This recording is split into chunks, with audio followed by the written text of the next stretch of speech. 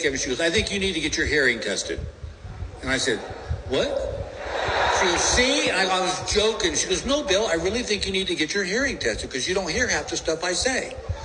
And I remember when day I got married, my granddaddy pulled me aside and he said, son, you want the secret to a long and happy marriage? Pick your battles.